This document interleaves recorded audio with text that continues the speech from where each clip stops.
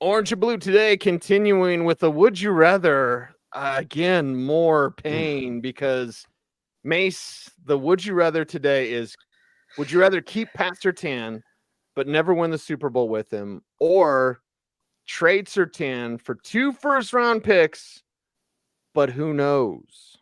We're guaranteeing nothing.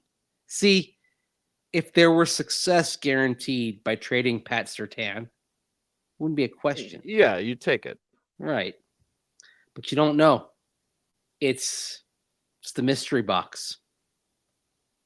It's Could be a boat. The boat or the mystery box. Could be anything, including a boat. Yes. You know how I've always wanted one of those.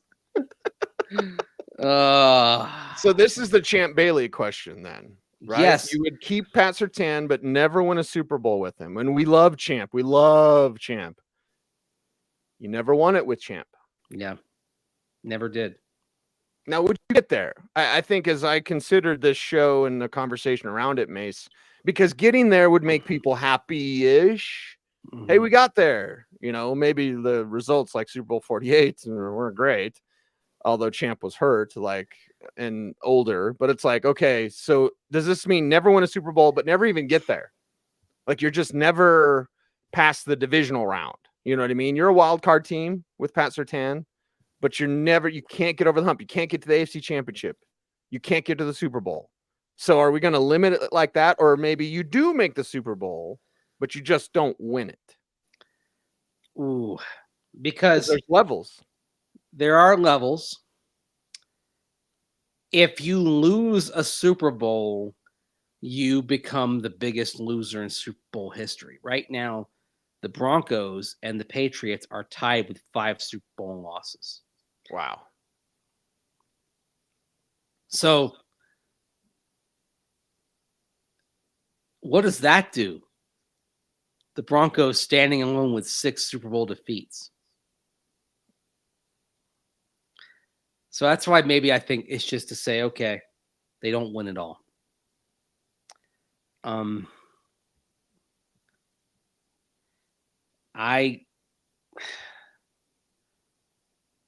The thing is, I wish I knew what you got for the 2 first-round picks. Well, my first thought on that is who's making the picks. Well, if you're is it George Paton? Is it Sean Payton? Is it somebody else? Because what you're talking about means that what you were trying to accomplish, you fell short on. Yeah, the Surtain era, if there is such a thing, didn't work. And the other thing, Mace, on top of that, who's making the picks? And then are you not trading them away for something? Well, this is the thing. Like, if you those 2 picks, what are they becoming? I'm going to give a name here, and this is, sometimes you do fan service here. Sure. I'll give the ultimate fan service name that you'd get as a consequence of those 2 first-round picks and then trading him back up. 2027, Arch Manning. Yes. Most people would probably take that, right? Most people would take Arch Manning. Even though you don't know.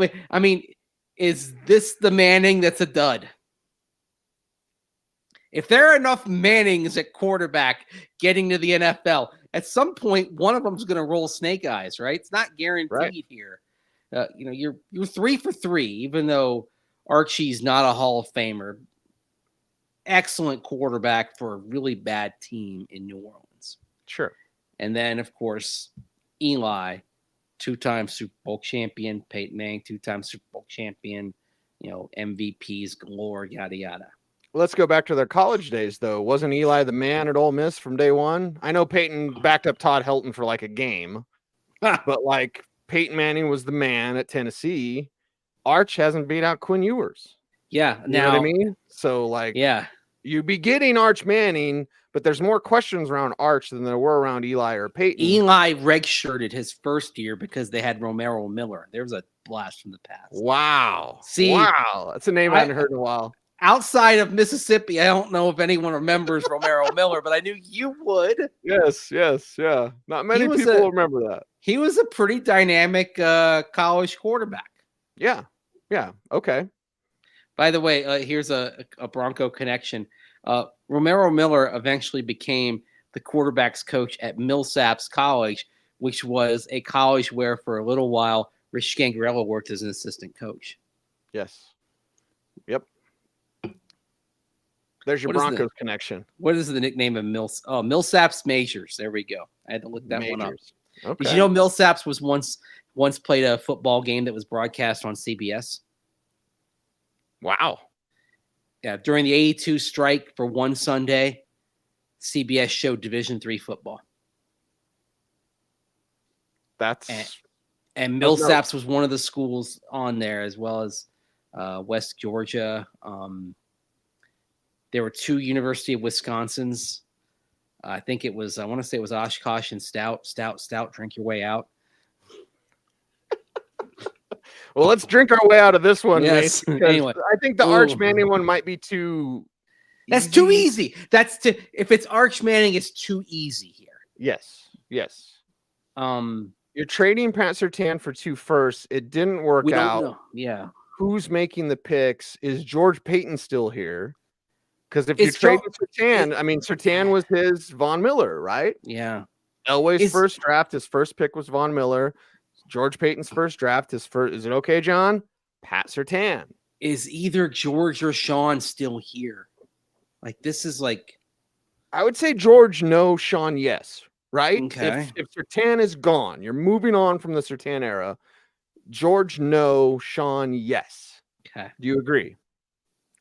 Maybe, but if the team is not succeeding, then I think Greg Penner, Kerry Walton Penner say, all right, fine, we're putting the stop sign up on this, and we're going to move in a new direction. Mashing the reset button. And then you're starting over again. And you don't have that cornerstone glue guy. We talked about glue guy earlier in the offseason. Surtain's a glue guy with just the way he is. The other thing, if you're getting 2 first-round picks, doesn't that mean that trade happens in the next 24 months at most? Yes, because the time, maybe less. The time of getting that for Surtain is running out. The next 14 months, realistically. Mm-hmm. Yes. Mm-hmm. Which means this is failing. Bo Nix is failing. Yeah. Because you need resources to go get your quarterback. And the things that support a young quarterback are defense and a running game. Pat Surtain is a massive part of the defense. Unless here's the other thing that could have happened. This team was still bad on defense in 2024. And you got to a point where you said, we can suck without him as much as we suck with him. Right. Although I think I can think of one person who'd fight you on the notion of trading PS2, and that's probably Jimmy Leonard. Mm-hmm. Who, as we've talked about, if something goes sideways with Vance Joseph, Jim Leonard almost certainly takes over as your defensive coordinator and starts calling the plays. And it's why, although I'll say this in the realm of reality here, let's say things don't start well for this Broncos defense. I don't think they would trade Pat Surtain before giving Jim Leonard a look. Like I think they would move on from VJ and then give Jim Leonard a shot before they would trade Surtain and give Jim Leonard a shot with PS2. Yes, which is accurate in the way it should be. And Mace, honestly, we're not saying the Broncos are going to the Super Bowl this year. And I know this isn't a would you rather, but I got to say it. I don't know how Vance Joseph keeps his job either way. Because the defense won't be what it needs to be yet. They're not going to win. They're going to win 7, 8, 9 games. Maybe the 9 keeps VJ. But how is Vance Joseph really going to have a job after this year with Denver? With Jim Leonard in the building? Defense balls out. I don't think they're going to do that. Top 10 defense. And then You might lose Jim Leonard because he goes somewhere to actually call a defense. Because people are going to be attracted. Like, look at what they did. They're a top 10 defense. Now, then the question becomes, if you're Sean Payton, do you move on from Vance Joseph to keep Jim Leonard? Like, for example, about a decade ago, or a little less than that, when the Bucs moved on from Lovie Smith to promote Dirk Cutter from offensive coordinator to head coach, because Cutter was starting to get some head coaching feelers. Mm-hmm. And you basically said, well, we don't want Jameis Winston to lose the guy who's, vibing with him. We got to keep Dirk. And so Dirk Cutter became the Bucs head coach for 3 years. That's why this Jim Leonard Pat Surtain relationship is one worth monitoring. Yes. Because you got Pat Surtain's a bona fide superstar, cornerstone player, best corner in the league, whatever you want to say. If Leonard's his guy, you're not getting rid of Leonard. No. You get rid of the other guy. And you're giving Jimmy a shot with a defense at full strength. Yes. Which then means if you do trade Surtain, you're talking about sometime in 2025. And are you getting 2 firsts by that time? That's... Or 2026. Are you getting 2026 year? Answers no. So like the deal probably happens this year. Yeah, no. Yeah. yeah, no. Like, yeah, no. I don't, that's the thing. I mean, obviously there's that dream, the Arch Manning dreamland scenario, but the reality of what trading Surtain for 2 first-round picks would likely entail, I don't want that. Right. I'll take it, even though I know there's a ceiling to this, because what I fear is that you make this trade and you're getting picks, but it's like, okay, you hit another dead end. Mm-hmm. What does the next thing look like? Is that still another dead end? With Pat Surtain, okay, maybe I'm not winning the Super Bowl by this hypothetical. Maybe you're going to a Super Bowl, like you said. Right. You're keeping, if you trade Pat Surtain, it means this failed. If you keep Pat Surtain, it means you're starting to have some success. You're moving in the right direction. And even though it may not reach the ultimate goal, I feel like that means this team is becoming better and getting back to relevance. Mm-hmm. And this is where I'm sure I'll get roasted in the comments section. It's not all about just one thing. It's like the Super Bowl. It's not all about the Lombardi. If you only measure success by Lombardi, you're going to be unhappy way too often. Like 31 teams fail.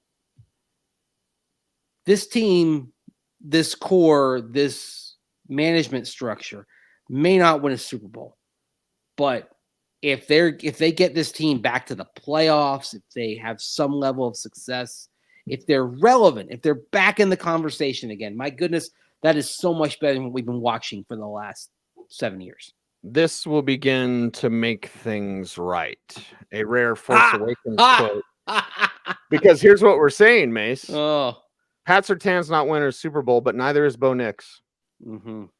That's what we're saying. But how does it look? Are they constantly a playoff team? And they just, they can't get over the hump. And, oh, man. And then, it's not coming together. And Nix is good, but he's not great. And because that's what the conversation is. Conversation is Pat Surtain, yes. But it's also, if you don't win a Super Bowl with Pat Surtain, you're not winning one with Bo Nix. Yeah. Because of the timer on Surtain getting 2 firsts. Mm-hmm. Timer's almost up. Right. He gets that second contract. It's not 2 firsts because of the value of the contract. Because it's like, whoa, why are they trading this cornerback who's got, I think we're probably talking about a $25 million a year APY cap figure. Mm-hmm. Yep. That's a spicy meatball. Yeah, those guys don't get traded. And that's why it's got to work with Surtain, and that's why it's got to work with Bo Nix. Yeah. Not saying they're painted into a corner, but they're, I'm basically saying that I'm happy with a second tier level of success with this. I'll admit that. I would rather, I guess what I'm saying is I would rather see this team be a solid playoff team than go into the unknown where you might stay in the abyss or you might win the Super Bowl. That's where I guess, hey, I'm tired of watching losing teams. I think everybody is. Well, yeah. And that's fair what you're saying. But Mace, let's do this math before we wrap up today's show. Yeah. How much longer is Surtain going to be playing? And then how much longer is Bo Nix going to be playing? Because let's say they don't win the Super Bowl, but it's almost like Champ. Ooh. Where Champ, it was like, oh, damn it. Why couldn't they win one with Champ? But they won one with Champ just a couple years later. They won one without Champ a couple of years later because they were building towards it. So are you building with it towards Nix? And Surtain plays 6 more years, but by that time, Nix is in year 7 and he's well in his prime. And now, oh, damn it, Surtain had to retire, but Nix is the man. And now they're winning a Super Bowl. So where's it trending by the end of it? And how long does Surtain last around here at a high level? Because Champ Bailey was a Pro Bowl and I believe a second-team All-Pro corner. I think he was second-team All-Pro in 2012, if I'm not mistaken. Okay. But that was year 14. Right. We don't see corners aging like that. Yep, 2012, second-team All-Pro. We don't see corners aging like that anymore. No, not at all. The great Darrelle Revis Island, his last Pro Bowl or first or second-team All-Pro season was year 9. We're already on year 4 for Pat Surtain. So let's say 9 years. Okay? 9 years. Sure. You're right. So his last season would be 2029. That would be Bo Nix's 6th season. So if Nix is around, he's earned a second contract. So it doesn't mean we're writing off the Bo Nix era. It means that you're just making a transition. And oh, by the way, part of that transition is you get the quarterback to a second contract. He's not leaning on the supporting cast. He's becoming the load-bearing wall in this Broncos home improvement project. Right. Surtain is the one that passes the baton. The true Nix era begins when Surtain is done. Yeah, because at that point, different. Yeah, it's a different vibe. And at that point, you're also maybe following the Kansas City Chiefs model, because we see, like, okay, obviously Patrick Mahomes is a unicorn, but where do they spend money beyond quarterback?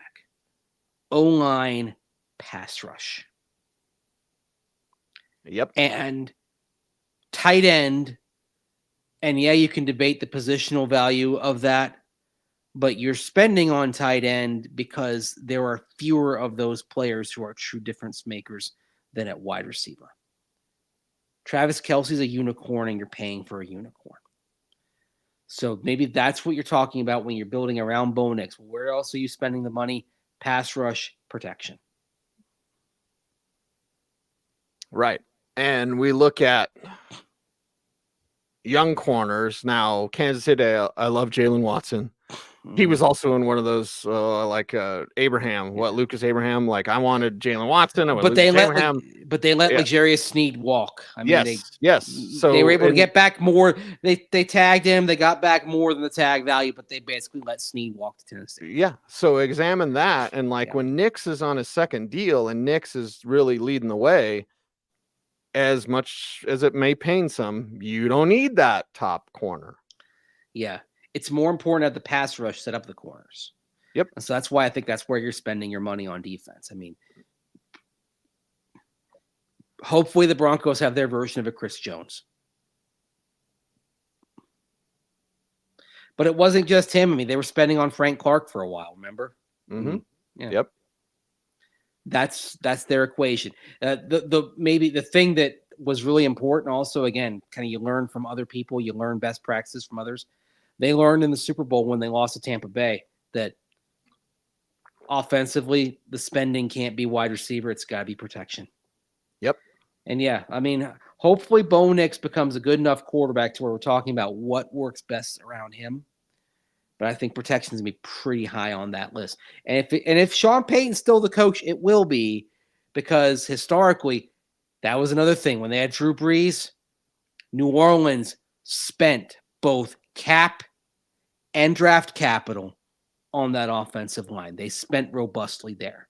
So that's where your resources are going, the limited allocation that you have. And think about the timing of that, because you're going to be replacing Garrett Bolles. You're going to be replacing Mike McGlinchey. By the time the Surtain baton is passed to Knicks, this offensive line, other than maybe Quinn Miners, looks completely different. Now, with the Bolles replacement, we might be talking about a draft pick in 2025, maybe a first-round pick.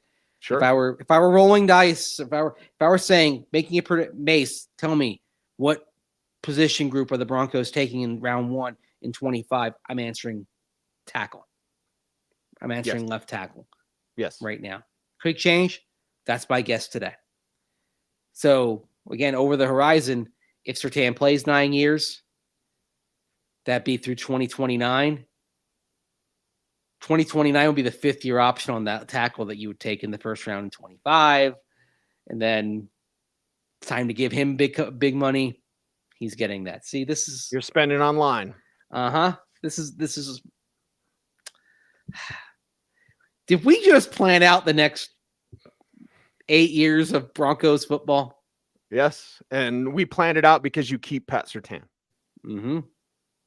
So there you go. There's your answer. I'm taking the universe in which they don't get to a Super Bowl with Pat Surtain, because I actually do think it may lead to a Super Bowl on the other side of that, with Bo Nix leading the way. Hopefully. Yes. Yeah. I'm being an optimist about Bo when I make this call. And you're being an optimist about Sean. This is just the way football happens now. Yeah. And the Darrelle Reeves example is perfect for Surtain. Like, give him 9 years. Give him a second deal. It's going to be a big one. Mm-hmm. But by that time, are you ready to take that next step offensively? And really, I was defining kind of his effectiveness, because actually Reeves, I think it was 6 years with the Jets, and then he moved on to New England for 3, if I'm not mistaken. So I'm talking about like the window of effectiveness, not how long he was with a team when I'm making this comparison. But that's sort of where we are. I mean, Jalen Ramsey, he's not going to be a second team All-Pro in year 14. If he even gets to a year 14, the corner shelf life is shortening. We're not seeing Champ Bailey. We're not seeing Darrell Green anymore. Yep. And we're not seeing a Super Bowl with Pat Surtain. In this environment, yeah. But build towards it. Yes. Not that he isn't important. He'll have his place in the ring. In this alternate reality, or in this what if, Pat Surtain has his place in the Ring of Fame. Certainly. We're saying third best corner in Bronco history, behind only Champ Bailey and Louis Wright. Probably saying, yeah, he's above Aqib Talib, Chris Harris Jr. Sure. Played longer. Yeah. Here. Mm-hmm. So he's getting the orange sport coat. He's among the greats of this franchise. But he won't have a ring in this what if. Let us know in the comments. Would you rather? These are fun. What if would you rather? Yeah. In this reality. Yeah. Ah, man. It hurt a little bit though, because we're sitting here saying no Super Bowl for the rest of the decade. Right. But where are you trending? As long as that is trending towards a Super Bowl, I'll take it. It means you didn't get there in the Bo Nix cost control window either. But you know you're getting there. In this, you're in the right direction. You're in the right direction, but you're not getting. Yeah. And it would hurt. It would hurt to not get that for Pat. It would. That's why these things are painful, Cecil. That's why we go through the exercise. You have an exercise with your clicker finger on your mouse. How do you do that, Mace? Helping us out on YouTube. Like, comment, share, subscribe, and hit that notification bell so that you never miss a vid. That's right. He's Andrew Mason. Follow him on all the socials at Mace Denver. I'm at Cecil Lammey saying OBT's BFD. Thanks for watching. Stay tuned and stay frosty.